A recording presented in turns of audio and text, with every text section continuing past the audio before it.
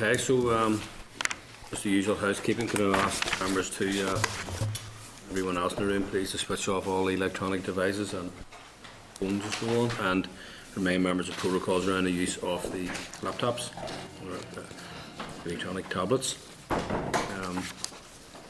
Apologies from Roy Beggs. Any other apologies to record?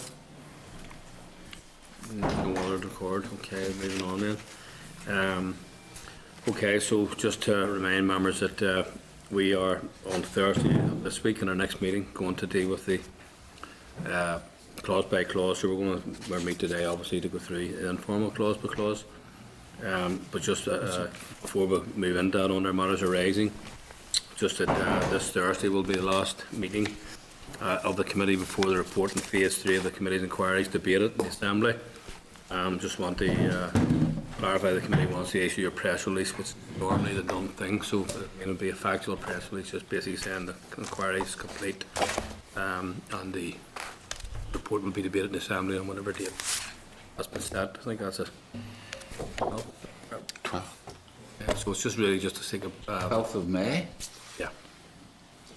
So it's a matter of course, so it hasn't, it is normal practice just for the committee to say we've completed the report. It's what the business office will be scheduled for debate in the Assembly on the 12th. So members happy enough we can do that, we can bring a draft press release to the meeting Friday or Thursday morning just for members' approval. Happy enough for that? Is that the close session on Thursday morning? Okay. So moving then into the purpose of today's meeting, which is the regeneration bill itself, and as you know, we're going to go through informally clause per clause. I had asked and urged members to prepare if they have any amendments or so on, or any recommendations or so that they make to the department, rather than necessarily amendments themselves, but we're open to all or any amendments or recommendations, and the purpose of that was to go through that today. And normally we would have a longer turnaround between informal clause by clause and formal clause by clause, but because we're up against a deadline to get this out of the committee stage, then we're down to 2 days, which is why we did ask members to come, if you like, prepared today, having had the explanations and the discussions with the department last Thursday, and the department officials are once again here. I want to thank them for that. I'd actually like to invite you to the table, just so that you can, you know, throughout the next while, assist members if we need any assistance around. Yes, if we take amendments, if we go through the clauses first of all, that would help, and then at the end of that we can have a general discussion as to whether or not people want to suggest recommendations or that they want the minister to do or to say or whatever. Can I just check? The amendments could have two status, two kind of standing. One where the committee suggests to the minister that they would like the minister to bring forward the amendment, yep. Or one where the committee actually recommends an amendment which is formed. What happens? Is that formally put then? If it's accepted by the committee, it's formally put by the committee at the stage in the Assembly? Chair, the normal course of events would be that the committee is minded to seek an amendment. Then it would, in the first instance, put it to the department to see if the minister is willing to bring forward that amendment. If the minister isn't, it comes back to the committee and he gets that. Then the committee can bring forward an amendment itself. But in the committee's current circumstances, there's an issue there with timing. You know, because obviously if the department rejected a committee's suggestion for an amendment and came back to the committee, then obviously there's some time there for the wording of the amendment to be worked up between ourselves, the Bill Office, perhaps even our legal team. But other than that's the process. So Kevin, are you saying then because of the time restraint that there is, that if there's an amendment which the committee would wish to have, that we really have to have that formally done on Thursday, rather than that kind of two-stage approach where we would make a recommendation, see what the minister says, it comes back, and if it doesn't come back that the minister is happy with it, then we have to move it we've got to cut out that in-between stage, have we? Well, Chair, I think maybe the officials could answer with the difficulties in trying to get a response to the committee. If the committee was minded to have an amendment, I know there's discussions around clauses 1, in particular, and clause 2 even. I think the officials may have some difficulty getting back to the committee this Thursday with information, but saying that the committee is due to meet on the 14th, and that may, the officials will answer for themselves, but that may lend some time to getting a formal response from the Minister by that stage. At that point, if the Minister then says no, then there is the committee can certainly refer to it in its report, and it may be We wouldn't past be too late at that stage. it may be Kevin, would too we? late at that stage to include it in the committee's report, but by the time the consideration stage comes along, the committee could still work on an amendment. However, that wouldn't be in the committee's report, which would be circulated to all the members for discussion. So it's still possible. It's just that it would be past the post in terms of getting into the committee's report. Yep. So it's not ideal, that's the bottom line. But I suppose if we work our way through, best we can do then, and then hopefully officials may be able to give us as clear a steer as they possibly can do. So in other words, if anybody's proposing an amendment, I mean, I would hope that the officials will be able to say, well, look, listen, I don't think that'll be in the thinking of the Minister, or maybe the best steer you can actually give us. Or the Minister might be mindful of that too. Well, I think obviously there was an issue raised about the qualified majority, and that was given to the Minister. The committee wrote to the Department, and the Minister still considered that. But I think it would be helpful if we got a clearer view from the committee as to exactly what they would want to see, albeit it mightn't be an actual amendment in terms of what the committee would actually like to see a particular clause look like. For. Okay. That might be helpful. Okay, so I suppose we can, if we're going through And that. also, sorry, to having time until the 14th would, you know, if we could agree on whatever clauses we can agree on, and then whatever the committee are concerned about, if they want to write to the Minister, then presumably if there's another opportunity to come back on the 14th, that wasn't closed off, then we might be able to have an answer by then. Yeah. Okay, well, look, I think we'll just have to go through it. It may be, but hopefully not. I mean, really, just to say, look, last week you have the top 4, did I say?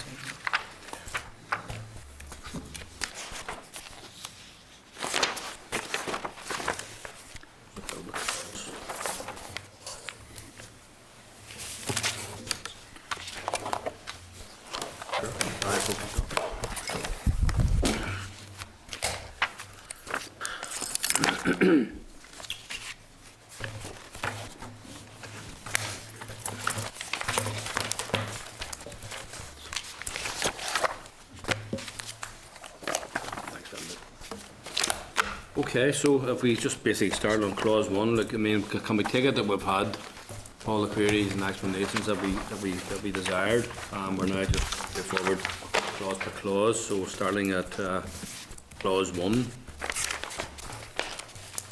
Do we have any views, Jim? I would certainly wish to take the whole vexed reference to social need out of the clause and substitute essentially a reference to economic regeneration. I think it is a regeneration bill, and therefore it should follow more particularly that. So in my view, clause 1 should be in terms of the Council providing financial assistance to any person doing or intending to do anything which promotes economic regeneration in its district. And then I would keep clause 2 as is, but revise the catch-all part of it to say, or for anything not falling within paragraphs A to E which directly contributes to economic regeneration within its district. So that would be, I suppose, my view of how the clause should be shaped. I want to add something further to it about preventing projects being named after or are used in respect of arising from the Creech matter. Do you wish me to indicate that at this moment? Yeah. Yep. I would like to add at the end of clause 1, words to the effect, no assisted project may promote or denote by title or content or in any way the actions of anyone convicted of a serious criminal offence.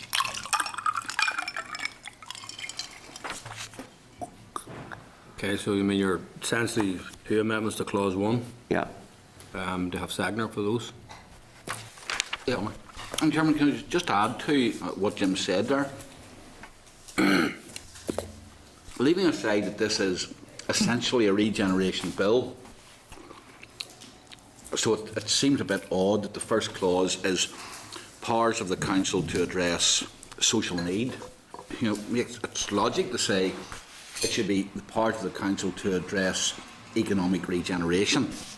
The second thing is this, that we've already had a discussion that given the lack of definition of social need, I mean, it has been left wide open, and the department officials have said that sometimes it's the various indices, but it could be, in some cases, free school meals, it could be other different things, or it could be as wide as, in fact, we had a discussion last week where even where an area was not regarded as an area of social need, you could still give grants to regenerate it, but you'd want to see what the linkages would be to areas of social need. It seems that the term social need is not really needed. Either you define it or you don't define it. If it's not defined and it's wide open to apply the grants in a wide range of circumstances, then it should be left as that. And the third thing is this, that it just strikes me that economic regeneration, which can benefit areas of social need, and I think, I mean, let me give an example from Stuart and in my own constituency. The economic money spent on economic regeneration on Carrick Town Centre or Larne Town Centre could have quite an impact on the likes of Antiville or Glenville or Castlemara. It doesn't have to be spent in Castlemara, Glenville or Antiville. No. But in fact, probably it maybe make more sense to spend it in the town centre where you've got more chance of drawing in other funding as well. So, you know, I think logic would dictate that the kind of social need restriction, if it is a restriction anyway, is not necessary. And so, you know, the amendment which Jim has suggested, I think, shouldn't do violence to those who want to see the money spent in, to improve areas where there is some deprivation, but should leave the council with a bit more flexibility to decide, look, we can address deprivation in areas, in a wide range of areas. So we don't need that particular restriction placed on it. But for all those reasons, I think that if we're going to have an economic regeneration bill, then let's make sure it is addressed as an economic regeneration bill. Could I add one word? We have the 86 order addressing social need, which the department administers. Now, you can have the best of both worlds, maybe, if you make the council responsible, if you make the regeneration bill about regeneration, but retain the 86 order so as centrally the department can address an issue of what it has been addressing as social need centrally. It's not an either or in that sense. You can have a bit of both. But even economic regeneration, Jim, anyway, will address the social need aspect. Yeah.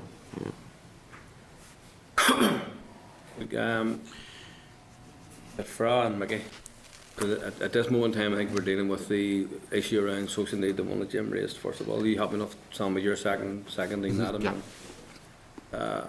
I'm kind of tempted to suggest we could maybe cut the chase on some of the stuff, because clearly the committee will divide on some of these fundamental issues, and I don't know how much debate's required. So, I mean, Fra, yourself and Mickey, so we'll take us and then last some of the Henry maybe or colleagues to give us a comment if you feel able to. Sure, although the bill itself is headed regeneration, there are many different types and forms of regeneration, not only just economic regeneration, which obviously has an impact on across the board. But what we're talking about is a social regeneration of many communities that have that suffer from high unemployment, deprivation, poor health, and to have that removed from this bill leaves it wide open for councils to totally ignore and neglect those communities right across the board that suffer from severe deprivation. So I'd be for an opposition to it. Well, I mean, to me, they're two separate issues. Economic regeneration is fine, but are we going to ignore social need? Because it seems the emphasis is on economic regeneration. I mean, I sit in the health committee, we talk about health equalities all the time, which is prevalent in areas of social deprivation and social need. You know, so while economic regeneration is laudable, you cannot do that and ignore social need. Both of them are inextricably linked. But Mickey, does economic regeneration not by very definition address social need? I mean, if you regenerate an area, what do? You create jobs, you create a better environment. I think you're talking about utopia there, so I mean, no harm to. And we don't have a utopian situation. Of course, it's like many other things where it's better for people to work than be in benefit, but unfortunately that's not the case. So economic regeneration is fine and necessary and laudable, but it cannot ignore social need.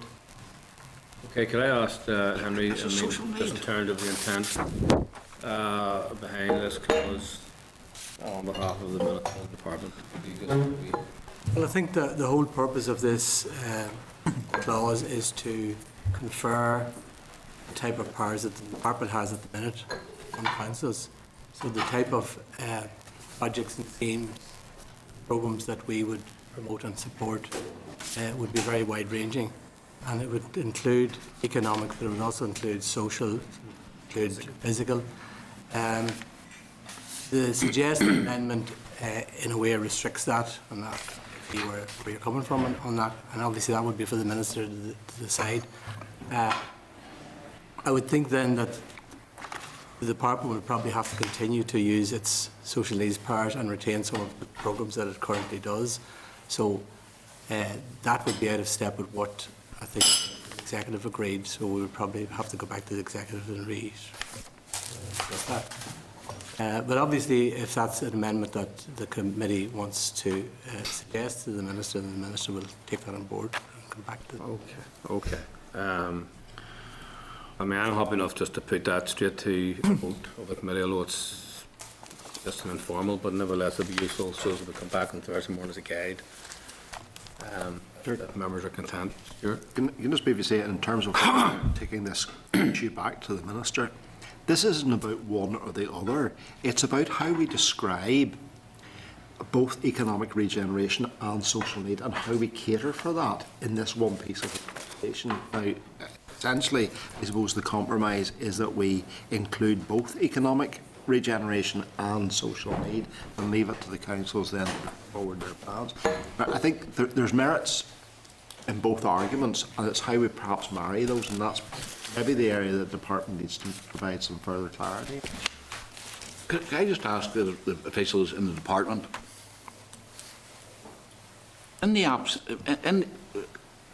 with social need included in this, I mean, this is, don't forget, and the point that Jim has made, the clause is all about social need, not about economic regeneration. But if we leave social need in it, does it preclude then Mid and East Antrim Council saying Lauren Town Centre or Carrick Town Centre are not located in areas where there are high levels of social need? So therefore we cannot make grants or loans or take action to regenerate that area. We've got to restrict our activities to places like Antiville or whatever. Now, I think because that's important, because if it it does restrict them in doing that, then I think we miss an important opportunity to regenerate a town. If it doesn't restrict them from doing that, then why do you need social need included? Or social need to be so prominent in the clause? Well, so the bill as drafted would allow the councils to fund the kinds of things that you've just discussed, because that's the provision in the social needs order under which the department currently funds public realm schemes and revitalisation projects and so forth in town centres. So it will allow all of that kind of activity to continue. So the objections to excluding social need, in that this would then steer councils away from emphasising social need, really aren't valid. I mean, I can't understand why the department are so insistent on this. If you could spend the money anyway in areas which do not... Perhaps I misunderstood you. I thought you asked me if we took social need out, if the social need was retained in the bill, would the councils be able to do that? Yeah. Stuff in town centre, well, yes, they would, if social need was retained. That's, I think, possibly Yes. now you're asking a different question, the way around. Well, if they can do that then, then why do we need to explicitly have social need so prominent in this clause? Because actually the loans don't have to be, or the grants don't have to be given exclusively to areas where there is social need. They are simply given to address the issue of social need. But the argument is economic regeneration is designed to do that. I mean, why do you regenerate a place? What happens when you regenerate a place? You create jobs, you create a better environment, you create a place where businesses can set up. That addresses social needs. So it just seems to me superfluous to have the first clause of a regeneration bill talking exclusively about social need. But the whole idea of this was to allow the councils to determine themselves where the social need was in their area. So they may determine in particular outlying areas, and may determine that there's a need in a town or city centre for regeneration. That's up to a council to determine. I think there's some confusion here, because we've used a particular mechanism for a particular programme, which is the Neighbourhood Renewal Programme. We've used a mechanism or a measure, which is the Noble Indices. But under the proposals of this bill, councils would themselves be able to determine where the social needs were, where the needs for regeneration were. That was the whole purpose of this, and these were the wide-ranging powers that they could use to do that. But that takes you back to one of the concerns I raised, that it's so wide open to the council on a whim deciding to do anything, that you create a patchwork of diverse approach across the province, which is not in the overall interests of continuity, where someone in Ballymena might say, well, why is this possible? Why what's possible in Antrim not possible here? Whereas if you have it honed into something that's compatible with the title of the bill, then you're going to have a more... Yeah, but I can see where you're coming from. The difficulty, I think, is if you limit or you give it a different title in terms of generation at that point entirely, you then rule out the possibility of councils doing lots of things which the department currently does under the social needs order, and I think councils may want to do those things in the future.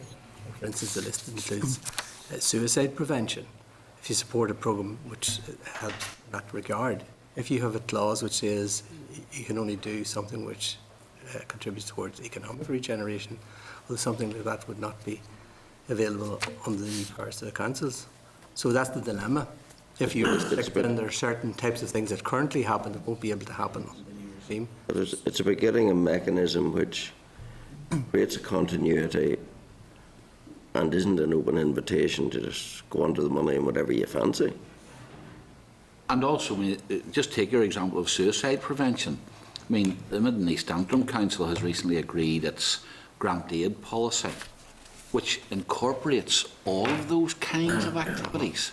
So, you know, it may not be possible to fund it under economic regeneration, but that doesn't mean that council don't have the powers and haven't already got the policies in place that would fund something like that. But we also then have to be looking at defining what economic regeneration is. We have a similar issue with social need, trying to define social need and what is defined as economic Well, regeneration. you're the people who told us you don't need to define terms like social need. So if you don't need to define social need, I'm sure you don't need to define economic regeneration. I thought it's a little more obvious in its meaning than social need is. It doesn't, its tentacles aren't quite as long. I mean, I think my understanding, certainly from the department and the minister, that Bill has intentions called the regeneration bill, and that's fine, and maybe there's an issue around the title of the bill, but the intent behind the bill is to tackle social need in its entirety, and that includes the need to tackle economic regeneration issues as well. So putting in social need does not preclude councils developing economically or regenerating areas by way of economic intervention. It doesn't protect that or stop that at all. But if you, the reverse would be the case if you just redefine as economic regeneration, then you do then preclude others. So I think at the end of the day, I think we all know what we're talking about here. So I'm happy enough then to just to put this to vote, albeit, you know, say it's a guide for Thursday, but it'll see the mind of the committee. We all know sitting here the committee will divide on this one, so I'm happy enough to put it to a vote to the minute. Brad, do you want to have It's just one comment, because I know Sammy's been developing this argument for a while and releasing the thing.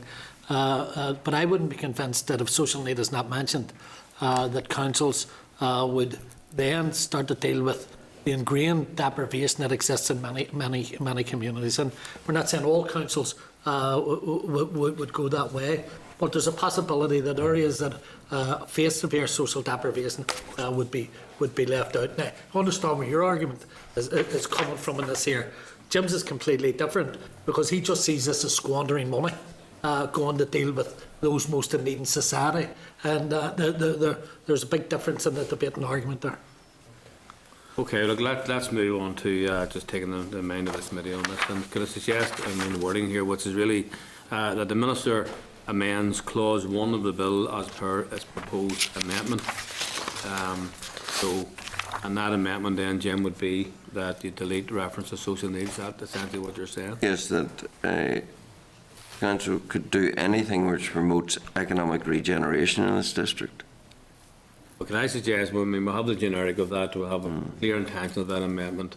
I think it would suffice for today. It wouldn't suffice in terms of strict wording for Thursday, but it would suffice for today. And I think Henry would suggest it to yourselves last week. If the department is aware that we're on a tight deadline, you may be able to come back by Thursday on some of these matters with a yea or nay in terms of the Minister's intention to take on board any of the suggestions or amendments. So we're happy enough to proceed on that basis. So what I'm basically saying is here that the Minister amends Clause 1 of the bill as per its proposed amendment, which is that social need is deleted from the clause in lieu of economic regeneration. Jim, is that what you're saying? Yeah, yes, that's what I'm Essentially, saying. I mean, Yep, this wouldn't be the final wording, but that's clearly intent of such an amendment. Okay, so who's in favour of that amendment? Please show.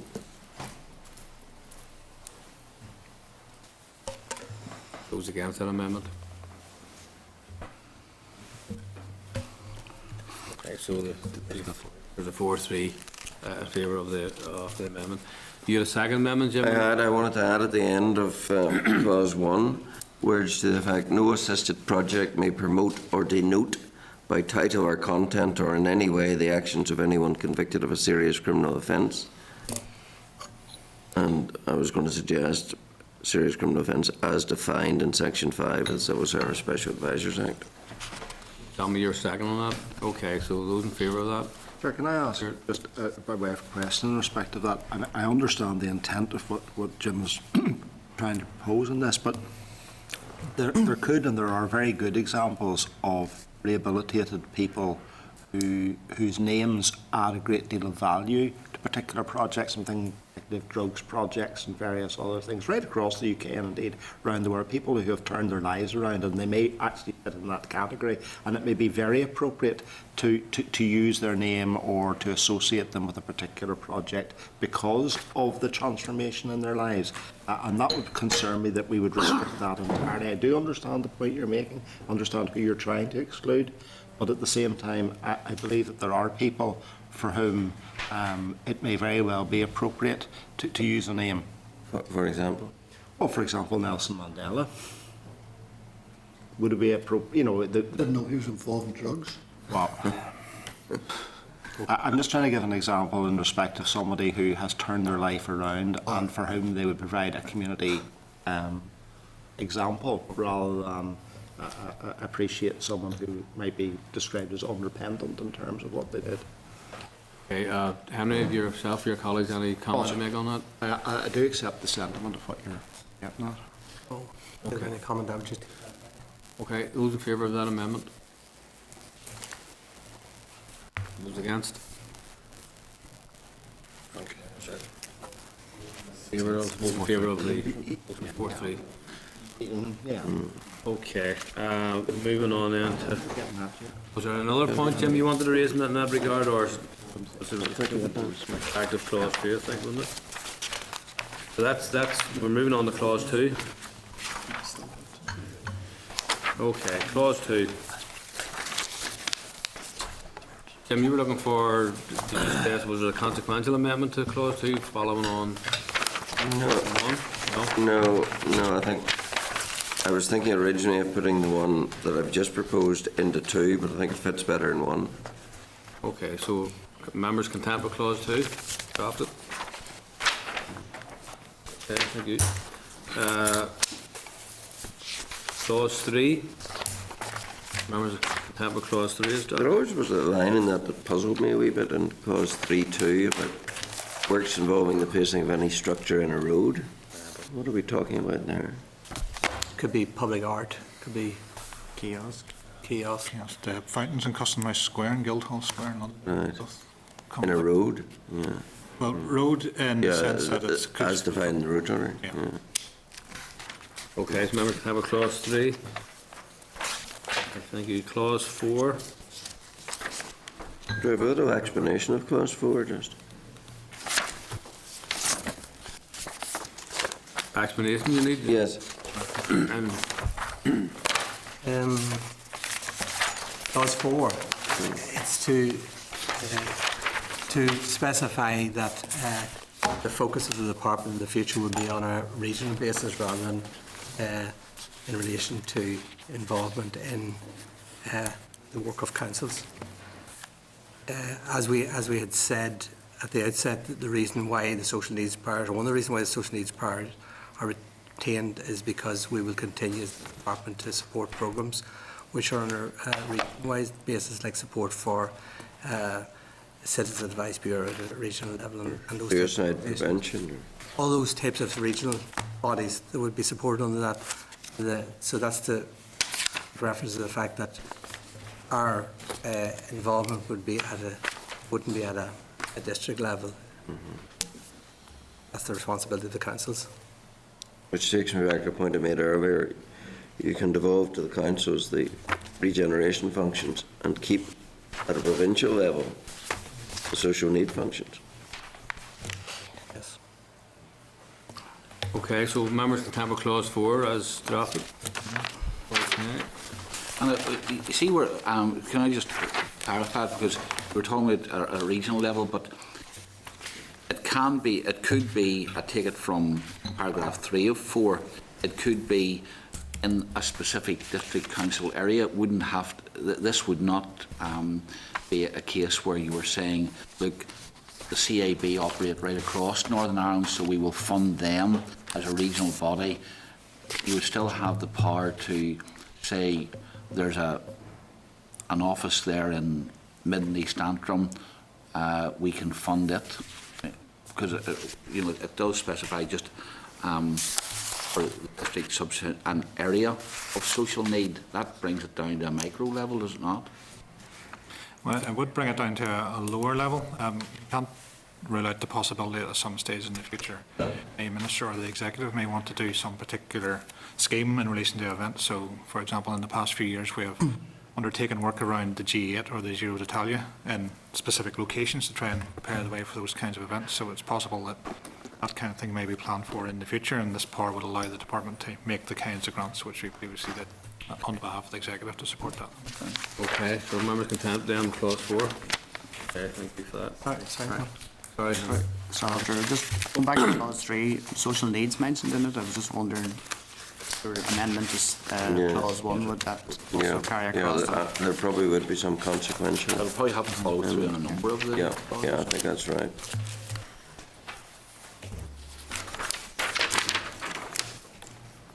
Okay, so then, just for the record then, we need to get back to clause 3 then. Or can we take it as a given then that there will be a read across? A read across of any consequentials. Gavin, for yourself, I in think terms it's of fine. Chair, when we get the official response back from the department anyway, the committee will take it in any case. Okay. Yeah, thanks for Okay, that. so we're on to 5, clause 5. Members content, clause 5. Thank you. Moving on then to clause 6. Can I see it in clause 6? This has been a bugbear for a long time about the notices circulating in local newspapers. So many times you get people complaining, look, I didn't know about this because, I mean, the circulation of local newspapers is fairly limited now.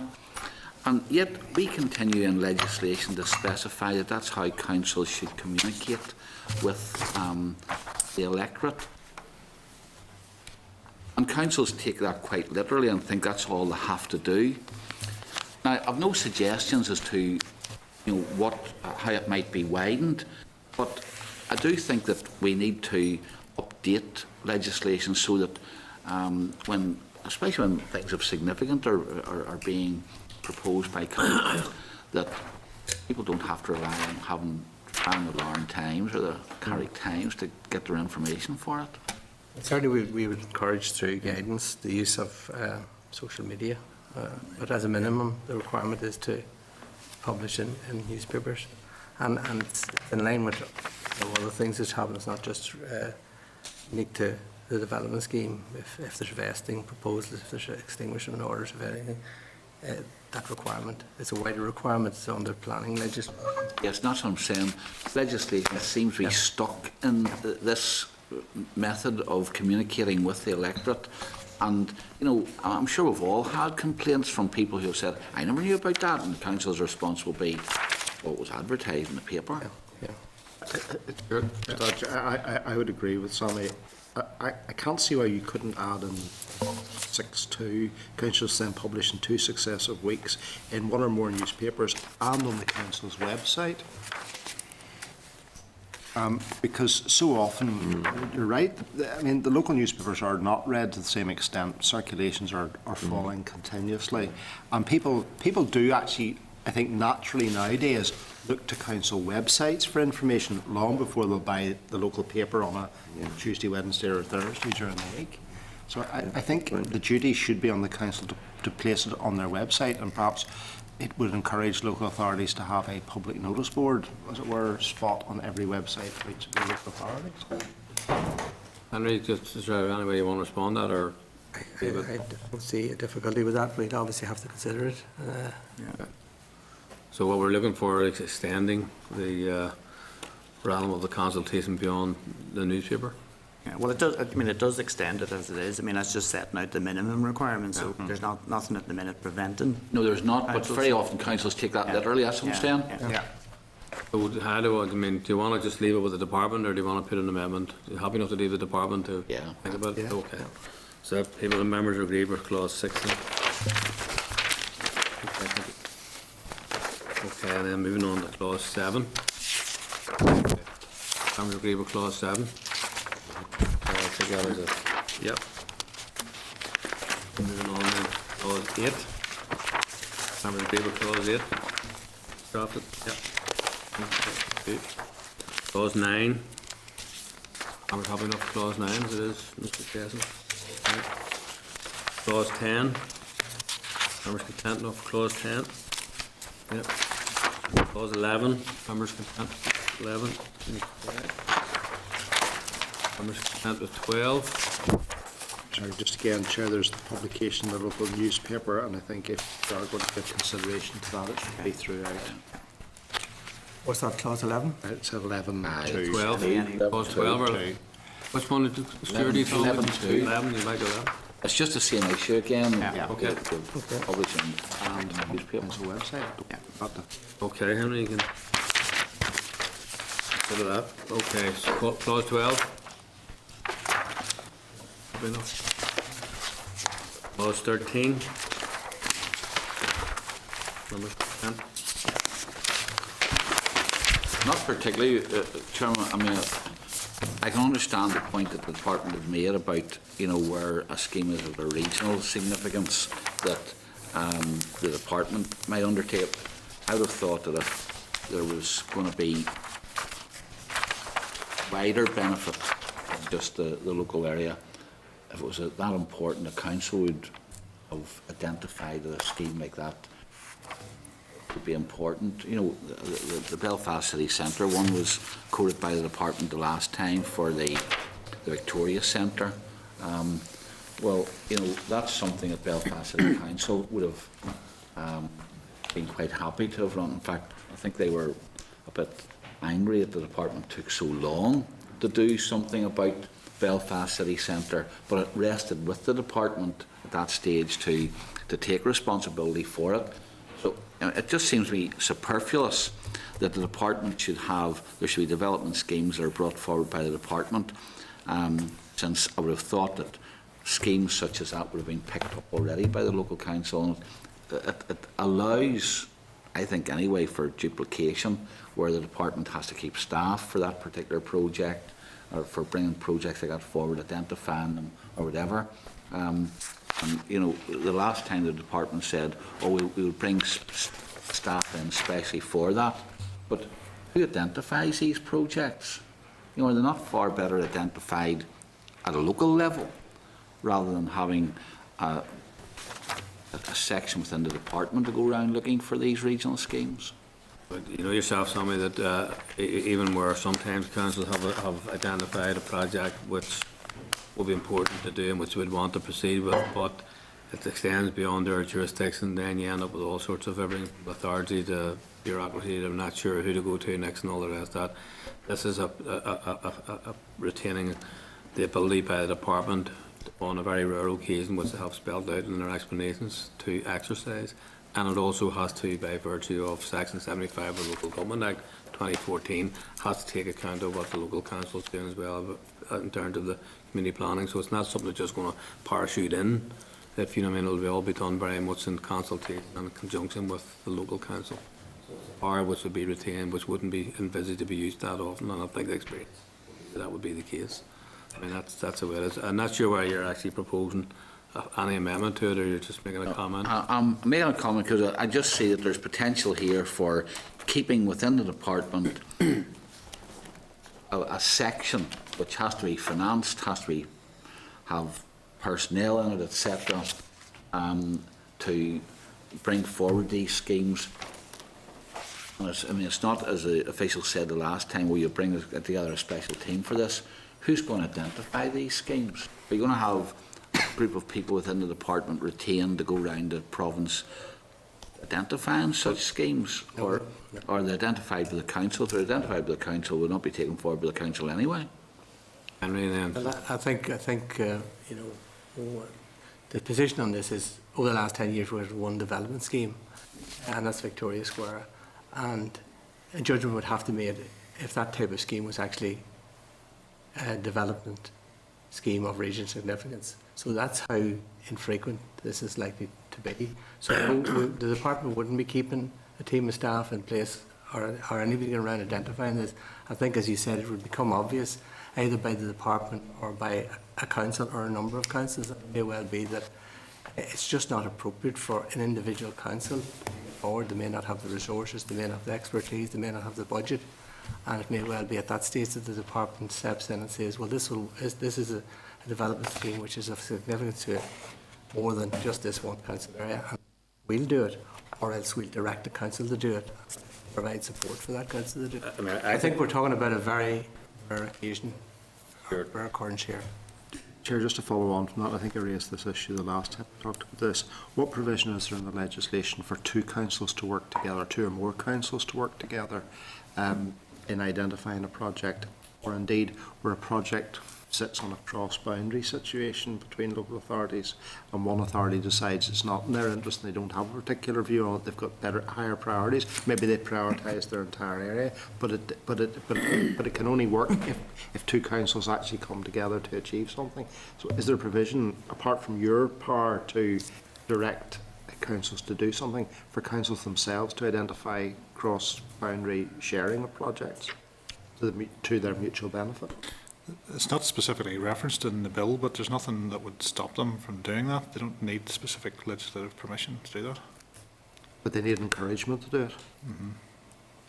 That's where I think the bill can have a benefit. Or will there be regulations to follow from this? Aren't you proposing to have regulations in regard to that to follow it? Except in the guidance that the department would issue on best practice and so. I'm just concerned, Chair, that there's no opportunity for, and you can think of any number of councils who may have, whether we include social deprivation or not, in the but where there would be two areas sitting back to back across boundaries, and where one local authority thinks that the best thing to do is to encourage that into their centre of population or their town, and that could rather leave behind small housing estate or a group of people who sit on the other side of a local authority boundary, and there's no provision provided at all. Well, can I suggest that since we are being advised that it is already in the gift of, it would be already in the gift of the two adjoining councils to do that, but maybe when we do the clause per clause, it may well be one of those issues that we would make a recommendation to the department to make somewhere along the line something more explicit about that, just to make sure that people are aware. That helps by way of clarifying that it is very much within their gift to do it, and even if it can go further towards encouraging them to do that where it's necessary or appropriate. So it might be somewhere in a recommendation spirit and saying it's a summary as well, as opposed to an amendment. Thank you. That's happy enough. Some you're not making a formal amendment, so you might make a recommendation for a more explicit reference to it. Okay, so clause 13, agree the members. Clause 14, members agreed. 14. Okay, clause 15. Enter clause 15. 16. Could I ask for some clarification on 16? Again, it seems totally unrestricted. Such surveys, studies, investigations, research as it considers appropriate. How do you measure that? It's just whatever they want, is it? It doesn't have to be related to anything. It would be, it's intended to allow local authorities to spend money on things like business cases and appraisals and site investigation projects and transport studies and the like, the kinds of things that the department has to spend consultancy fees on in order to case for and prepare the ground for any kind of development project. So it would have to be a survey or study or investigation or research which is connected to something it intended to do in relation to the use of the powers under this Act. And it does say its functions under this Act. Yes. It would have to be under the Regeneration Act. So, for example, just by way of a practical example, if you were to take forward a development scheme or a vesting order, there'd be quite a lot of work and activity that would have to be undertaken in advance to sustain the case for that scheme or vesting order. Okay, I'm in on that. So members consent 16. Okay, clause 17. Just around guidance. Okay, members consent 17. Clause 18. Okay, members consent to 18. Okay, clause 19. Members happy enough? 19. Yep. Thank you. Clause 20. Members happy enough with that? 20. 21. Happy enough with that? 22. Happy enough with that? 22. Happy enough with that? Okay, so that Well, clause. You have two, many schedules you have? Two schedules. Right. How many schedules? Three schedules, yeah. Just come back then in terms of any particular comments. I mean, certainly, well, just on the last issue there around some type of ministerial assurance, departmental assurance, or some type of guidance, which actually makes it more explicit that councils should work together where it's appropriate, beneficial, under the terms of the Act. Okay, so we'll have that. Certainly, one of the issues I wanted to raise was I thought that in terms of monitoring, and I'm just looking for some steer on this in terms of, because I get the impression that the department is very shy on monitoring, and I appreciate the arguments and the explanation was that since you're not been directive to the councils as to how to discharge these functions, that they're very difficult to monitor. I still feel it is easy enough to monitor a number of benchmarks. Because clearly the functions are there, and for me this is a parallel, so I'm raising two issues together. There is an issue which members have raised around the definition of social need, and some people would argue that it's not expressed enough, and others are saying they don't need it. So I do think that the department have already I think explained that these powers have been transferred, these functions have been transferred within a policy statutory framework, which includes everything from a Local Government Act, Section 75, local government auditor requirements, and so forth. They've listed them in the last couple of months. So for me, I would like that there would be some monitoring process, some evaluation process introduced. Actually does seek to try to monitor some of that. I'm happy enough to leave it at that today. Back on that. Okay. Any other members want to raise any other particular issue? No. Okay, then if that is the case, then no other issues, no other general comments people want to make. So in that case, then we've concluded the informal consideration of clause by clause. Then we will return here on Thursday morning 10 a.m. to complete the formal clause by clause, and hopefully we'll have some feedback from the Minister by then. I know it's your turnaround, but appreciate Henry, yourself, and Anthony been here to help the committee and to come back as quick as you can do. Okay, so thanks very much, members. Anything under AOB? Nothing under AOB, so the meeting is adjourned then to have our next meeting on Thursday coming, 30th of April, 10 a.m. noon. Thank you, members. 30.